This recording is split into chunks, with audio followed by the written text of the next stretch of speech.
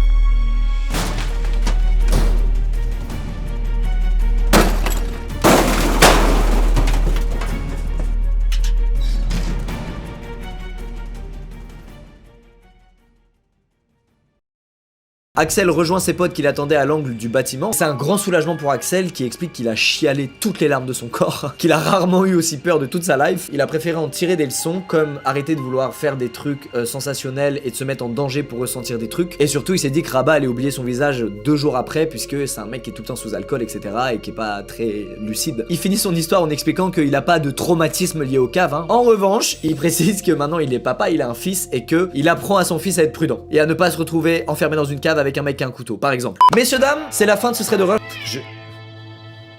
Bah voilà, on finit sur un miaulement de Jumbo. Parfait. À bientôt les squeezos.